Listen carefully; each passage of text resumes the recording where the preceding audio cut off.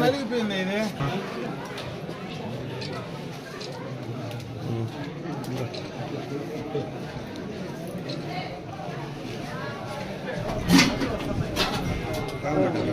వచ్చేటప్పుడు అవి ఓపెన్ చేసి పైన డాట్ తీసుకోండి. ఆ డాట్ ప్రెస్ చేస్తే వచ్చేస్తుంది. రైట్.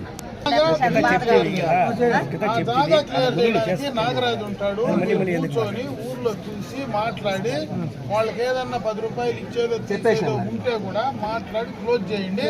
ఆ పని అప్పచెప్పిన వాళ్ళ దగ్గర నుంచి కూడా తీసిస్తా. అర్థమైనా? మీరు అది మాట్లాడి నాకు చెప్పండి, రోడ్ నేను శాంక్షన్ చేస్తాను.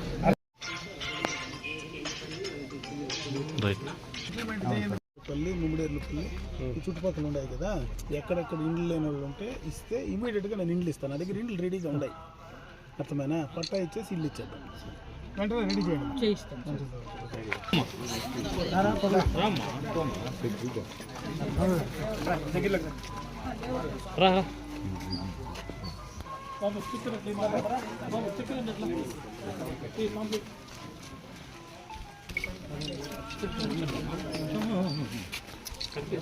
भैया पीछे जाओ।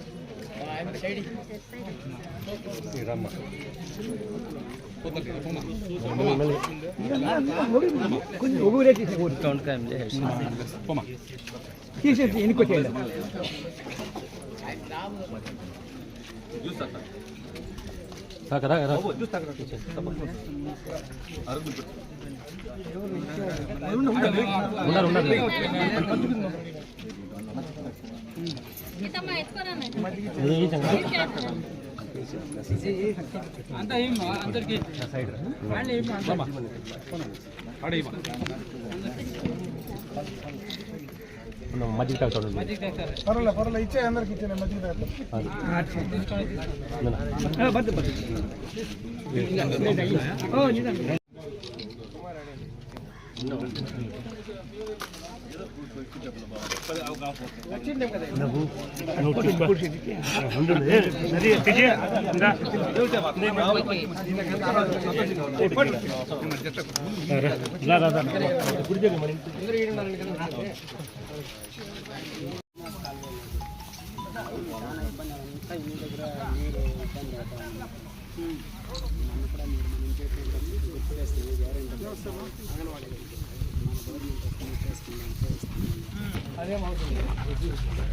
నమస్తేమ్మా.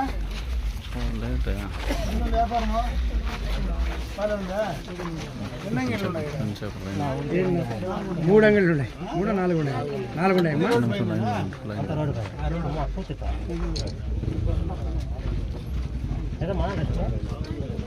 ఈడే ఉండండి, వెనకాలే ఉండండి. ఈ ఊరు వ్యాపారం.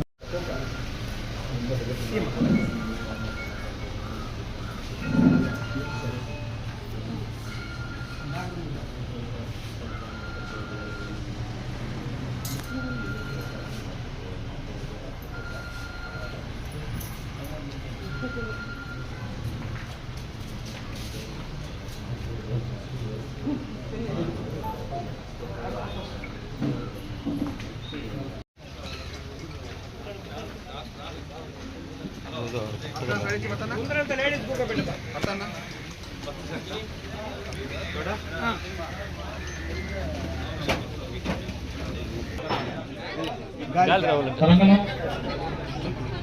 అలాగే మండల సాధికారులు కూడా వేదిక వస్తుంది కోరడం అనేది. అధికారులు, నాయకులు, కుంబార్లపల్లి గ్రామ పంచాయతీ సోదరిమణులు, వీకోట్ నుంచి ఇచ్చేసినటువంటి నాయకులందరికీ కూడా పత్రికా విలేకరులకు నా హృదయపూర్వక నమస్కారం. ఈరోజు కుంబార్లపల్లి గ్రామంలో ప్రజావేదిక కార్యక్రమాన్ని నిర్వహించుకుంటా ఉన్నాం. ప్రజావేదిక అంటే మీకు గుర్తుండే ఉంటుంది, 2019లో అప్పటి ముఖ్యమంత్రిగా చంద్రబాబు నాయుడు గారు ఆయన నివాసం పక్కన ప్రజల సౌకర్యార్థం ఒక ప్రజావేదికను కట్టి ప్రజలకు అందుబాటులో ఉంచడం మీ అందరికీ తెలుసు. 2019 తర్వాత అధికారంలోకి వచ్చినటువంటి జగన్మోహన్ రెడ్డి ప్రభుత్వం మొట్టమొదటగా చేసిన పని ఏదంటే ఆ ప్రజావేదికను కూల్చివేయడం. ఈరోజు మళ్ళీ ప్రజలందరి సహకారంతో ఎన్డీఏ ప్రభుత్వం అధికారంలోకి వచ్చిన తర్వాత జగన్మోహన్ రెడ్డి ఒక ప్రజావేదికనైతే కూల్చగలిగాడు, కానీ ఈరోజు మీ అందరి ఆదరాభిమానాలతో దాదాపు ఈ రాష్ట్రంలో 13,000 పైన ప్రజావేదికలు నిర్వహించేటువంటి కార్యక్రమాన్ని ఈరోజు చంద్రబాబు నాయుడు గారు నిర్వహిస్తున్నారు. అది ఒక్కసారి గుర్తుకు తెచ్చుకోవాలని, ప్రజలందరూ ఒక్కసారి దానిపైన జరిగినటువంటి సంఘటన ఆలోచించుకోవాలని, ప్రభుత్వాలు కానీ నాయకులు కానీ ప్రజలకు ఉపయోగపడేటువంటి కార్యక్రమాలు నాశనం చేస్తే తిరిగి మళ్ళా వాళ్లే నాశనం అవుతారనేటువంటి ఒక ప్రతిఫలం ఏ రకంగా ఉంటుందో దాన్ని తెలియజెప్పడం కోసమే ఈ రోజు 100 రోజుల్లో ఈ ప్రజావేదిక కార్యక్రమాన్ని మనం ఇక్కడ నిర్వహించుకుంటా ఉన్నాం. ఈ 100 రోజుల్లో ఎన్డీఏ ప్రభుత్వం వచ్చిన తర్వాత చాలా కార్యక్రమాలు చేయడం జరిగింది. ఆ రోజు చంద్రబాబు నాయుడు గారు ఏవైతే ఎన్నికలకు ముందు ప్రజలకు చెప్పాడో వాటిని అంచెలంచెలుగా ఒకేసారి చెప్పినవన్నీ పూర్తి చేయకపోయినా దాదాపుగా ఇప్పుడే మన ఎంపీడీఓ గారు చెప్పారు, మొట్టమొదటగా 3,000 పెన్షన్ 4,000 చేస్తానని, అదేవిధంగా 3,000 ఇచ్చేటువంటి అంగవైకల్యం కలిగినటువంటి వాళ్లకు 6,000 చేస్తానని, పూర్తిగా అంగవైకల్యం కలిగి ఏమాత్రం అచేతన వ్యవస్థలో ఉండేటువంటి వాళ్లకు 15,000 రూపాయలు ఇచ్చే కార్యక్రమాన్ని కానీ ఒకేసారి పెంచడమే కాకుండా ప్రతి నెల అది ఆ రోజు సెలవు అయితే ముందు రోజే నేరుగా ముఖ్యమంత్రి వచ్చి ఇచ్చినటువంటి సందర్భాన్ని ఒకసారి గుర్తు చేస్తా ఉన్నా. ల్యాండ్ టైటిలింగ్ యాక్ట్ తెచ్చారు. ఆ ల్యాండ్ టైటిలింగ్ యాక్ట్ పూర్తిగా కూడా పేద ప్రజల యొక్క ఆస్తులకు రక్షణ లేకుండా పోతా ఉంది.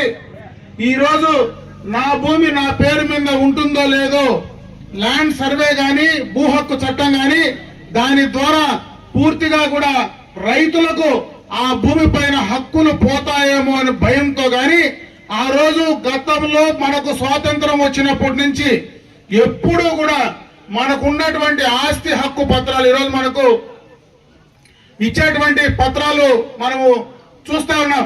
ఇది వరకు మనకు ఎప్పుడు పాస్బుక్ వచ్చినా రాజముద్రకు ఉంటుంది. ఈ 5 ఏళ్లలో జగన్మోహన్ రెడ్డి బొమ్మేసి మనకు పత్రాలు ఇచ్చేటువంటి సందర్భాన్ని చూసిన తర్వాత ఖచ్చితంగా రేపు అధికారంలోకి వచ్చిన వెంటనే దీన్ని రద్దు చేస్తామని చెప్పినటువంటి ముఖ్యమంత్రి దాన్ని కూడా ఆచరణలో పెట్టి దాన్ని రద్దు చేసినటువంటి సందర్భాన్ని ఒకసారి మీకు గుర్తు చేస్తా ఉన్నా. అవే కాదు,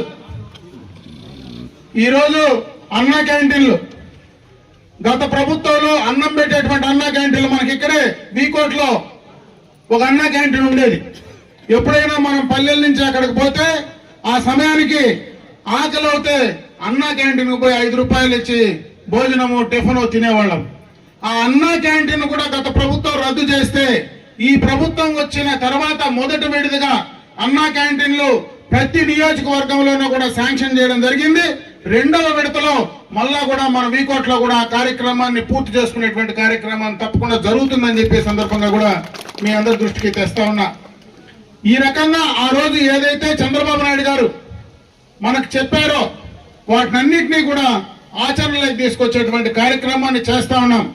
మన నియోజకవర్గానికి సంబంధించి గత ప్రభుత్వంలో చంద్రబాబు నాయుడు గారు ఎక్స్టర్నల్ ఎయిడెడ్ ప్రాజెక్ట్ కింద 147 కోట్ల రూపాయలు ఏవైతే గ్రామాలకి రోడ్లు లేనటువంటి గ్రామాలు ఉన్నాయో వాటన్నిటిని లింక్ చేయడానికి ఎక్స్టర్నల్ ఎయిడెడ్ ప్రాజెక్ట్ కింద 147 కోట్ల రూపాయలు శాంక్షన్ చేస్తే గత ప్రభుత్వం దాన్ని మరుగున పడేస్తే దాన్ని మళ్ళా కూడా ఫోర్స్ లోకి తీసుకొచ్చి ఈ రోజు ఆ కార్యక్రమాన్ని కొనసాగించే కార్యక్రమం చేస్తా ఉన్నామని చెప్పే సందర్భంగా మీ అందరి దృష్టికి తెస్తా ఉన్నాం.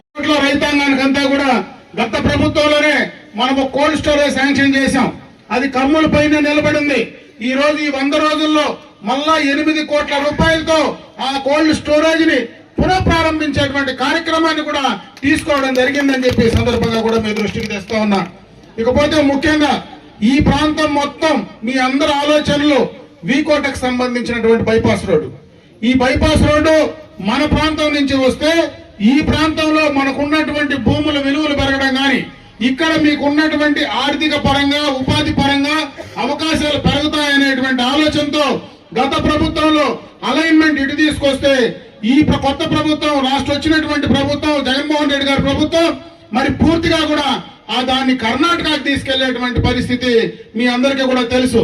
అందుకే అధికారం వచ్చినటువంటి 100 రోజుల్లో మన ముఖ్యమంత్రి గారి దృష్టికి తీసుకెళ్లడం, అదే విధంగా మరి కేంద్రంలో ఉండేటువంటి ప్రభుత్వం దృష్టికి తీసుకెళ్లడం, దాన్ని కూడా కార్యాచరణ తీసుకొచ్చి ఖచ్చితంగా యువతల పక్కనే చేయాలనేటువంటి ఆలోచన ఈ రోజు చంద్రబాబు నాయుడు గారు ముందుండి చేస్తా ఉన్నారనేటువంటి విషయాన్ని కూడా ఈ సందర్భంగా కూడా మీ దృష్టికి తెస్తా ఉన్నా. అదే కాకుండా ఎందుకంటే మనకు వీకోట ప్రాంతంలో ఎక్కువ మనకు అడవి ప్రాంతంలో ఏనుగులు పెడుతుంది. వీకోట ఒకటే కాదు, అటు పలమనేరు గాని బైరెడ్డిపల్లి గాని పెద్ద పంజాని గాని ఎక్కడైతే మనకు ఫారెస్ట్ వారు ఉందో అక్కడంతా కూడా ఏనుగులతో మన పంట నష్టం విపరీతంగా జరుగుతూ ఉంది. అందుకే ఈ ప్రభుత్వం వచ్చిన తర్వాత మొట్టమొదటగా ఈ యొక్క కార్యక్రమాన్ని ఏదో రకంగా కంట్రోల్ చేయాలని మరి కర్ణాటక ప్రభుత్వం నుంచి కుంకి ఏనుగులు తీసుకొచ్చి దాదాపు 16 నుంచి 18 కోట్ల రూపాయలతో మనకున్నటువంటి ముసలిమడుగు ప్రాంతంలో 22 ఎకరాల్లో అక్కడ ట్రైన్డ్ ఎలిఫెంట్స్ ను పెట్టి వీటిని కంట్రోల్ చేసేటువంటి కార్యక్రమాన్ని శ్రీకారం చుట్టామని చెప్పి సందర్భంగా కూడా మీ అందరి దృష్టికి తెస్తా ఉన్నా. ఇవన్నీ కూడా ఈ తక్కువ సమయంలోనే కంప్లీట్ చేశాం. మన నియోజకవర్గంలో దాదాపు 12.25 కోట్ల రూపాయలతో సీసీ రోడ్లు గాని అదే విధంగా 7.5 కోట్ల రూపాయలతో మరి ఏదైతే ఎన్ఆర్ఈజీఎస్ పైన మరి తార్ రోడ్లు గాని రెండు కూడా శాంక్షన్ చేసి తీసుకురావడం జరిగిందని చెప్పే సందర్భంగా మీ దృష్టికి తెస్తా ఉన్నా.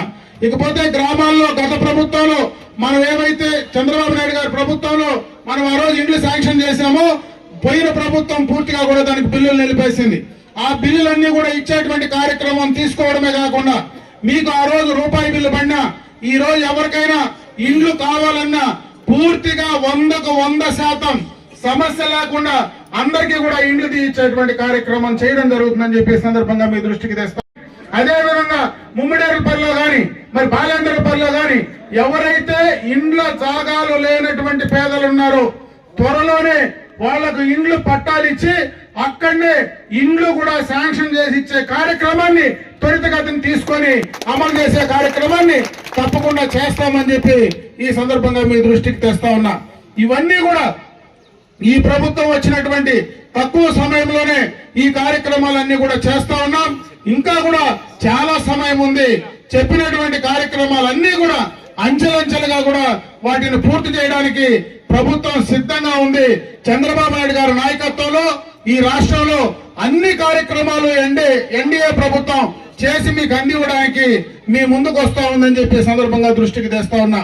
ఇంకొక ప్రధానమైనటువంటి సమస్య ఈ రోజు మన అందరికీ కూడా కరువు వస్తా ఉంది. వర్షాలు లేవు, పూర్తిగా కూడా మరి త్రాగునీటికి సంబంధించినటువంటి నీళ్లు లేనటువంటి పరిస్థితి ఉంది. నేను ఒకటే అడుగుతా ఉన్నా, ఈ రోజు స్థానిక సంస్థల్లో ఎన్నికైనటువంటి ప్రజాప్రతినిధులందరూ కూడా ఈ రోజు ఎన్డీఏ కానీ తెలుగుదేశానికి కానీ సంబంధించినటువంటి వ్యక్తులు కాదు.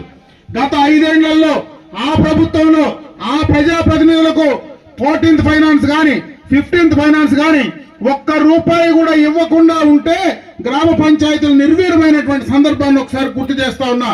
ఈ ఎన్డీఏ ప్రభుత్వం అధికారంలోకి వచ్చిన తర్వాత ఈ రోజు 15th ఫైనాన్స్ కానీ 14th ఫైనాన్స్ కానీ ఒకేసారి 1000 కోట్ల రూపాయలు రాజకీయాలతో సంబంధం లేకుండా ఎన్డీఏకి సంబంధించినటువంటి ప్రజాప్రతినిధులు లేకపోయినా వాళ్ళ అకౌంట్ లో వేసిన ఘనత ఈ రోజు ఈ ప్రభుత్వానికి ఉందని చెప్పే సందర్భంగా నేను తెలియజేసుకుంటున్నా.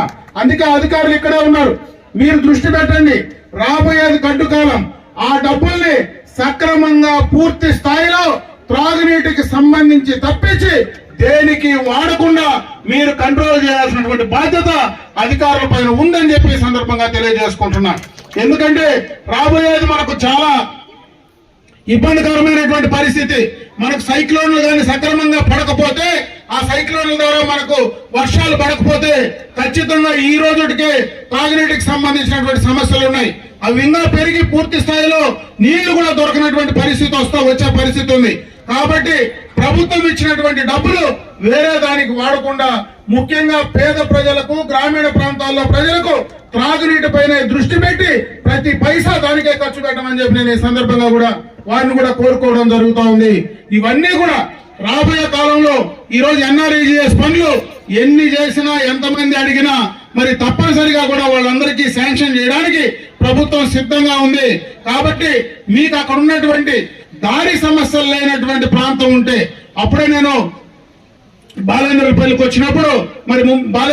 వచ్చినప్పుడు వాళ్ళకి సంబంధించినటువంటి రోడ్డు సౌకర్యం కూడా చెప్పడం జరిగింది. ఆ రోడ్డుకు సంబంధించినటువంటి దారి ఇబ్బంది లేకుండా నాయకులు పూర్తి చేస్తే ఆ రోడ్డు శాంక్షన్ చేసి ఇవ్వడానికి తప్పనిసరిగా నేను బాధ్యత తీసుకొని చేసిస్తానని చెప్పి సందర్భంగా మీ అందరి దృష్టికి తెస్తాను. రాబోయే ఈ ప్రభుత్వం ఖచ్చితంగా కూడా ఇప్పుడు అధికారంలో ఉన్నటువంటి ఈ ప్రభుత్వం ఖచ్చితంగా పూర్తి చేసి ఇస్తుందని చెప్పి మీ అందరి దృష్టికి తెస్తూ, మళ్ళీ ఒకసారి ఈ యొక్క కుమార్లపల్లి పంచాయతీలో మళ్ళా కూడా ఖచ్చితంగా కూడా మనం సమావేశాలు ఏర్పాటు చేసుకుందాం.